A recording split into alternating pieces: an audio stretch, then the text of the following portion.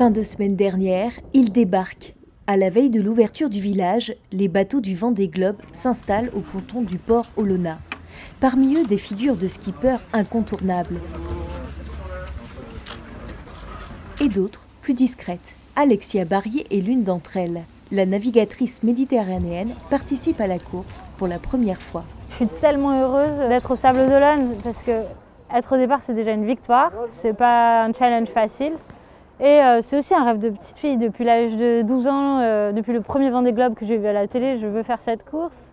Et du coup, j'ai fait plein d'autres courses géniales, mais celle-là, c'est vraiment une auquel je tiens particulièrement. Un tour du monde en solitaire, c'est pas anodin, c'est une grande aventure. Avant d'être une compétition, je pense que c'est une des dernières aventures humaines. On sait qu'il y a moins de 100 personnes qui ont terminé ce Vendée.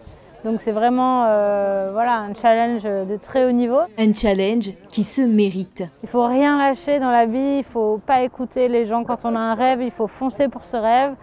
Tout le monde peut réussir à atteindre ses objectifs, quel que soit ton genre, ta classe sociale, entre guillemets. Tout le monde peut y arriver, il suffit de travailler dur et d'y croire surtout. Et nombreux sont ceux qui ont fait le déplacement en avant-première pour encourager les skippers. Ce soir, je suis venu faire le curieux sur les pontons, j'en ai profité parce que le Vendée Globe pour moi c'est quand même magique, quoi. Je suis né ici, j'habite ici depuis 53 ans, donc je suis ça depuis longtemps et pour moi c'est des gens qui sont bien merveilleux, quoi. Il y a un aspect technique qui me touche par mon ancien métier, tant que j'étais activité. Et puis ensuite il y a l'aventure, il y a l'exploit humain, il y a la persévérance, il y a le surpassement de soi, c'est tout ça. C'est un mélange d'extraordinaire et la science humaine, quoi. Dans tous les sens du terme, j'entends. C'est quand même réservé à des champions. Malheureusement qu'ils ne sont pas assez bien payés pour ce qu'ils font. Voilà. Et je pense que pour eux, c'est quand même quelque chose d'extrêmement difficile, mais qui doit les passionner parce que pour aller s'aventurer dans des mers pendant 3 mois en plein hiver, enfin après l'hémisphère sud, c'est l'été, mais quand même être tout le temps trempé, être bahuté par les vagues, pour moi, ça représente quelque chose comme Christophe Colomb il y a quelques siècles. Plus récemment, samedi dernier, c'est un village plus clairsemé qu'à l'habitude qui ouvre ses portes.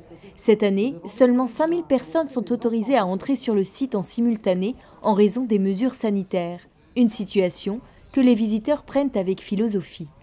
On s'y fait, on s'adapte. Il fait beau, on va pas se plaindre. Oui.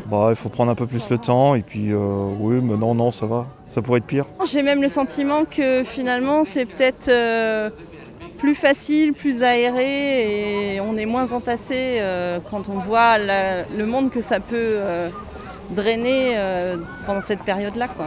Tandis que les visiteurs profitent du soleil, les équipes préparent les bateaux et les exposants parlent de leurs entreprises. Notre entreprise est spécialisée dans les semi-rigides en carène aluminium.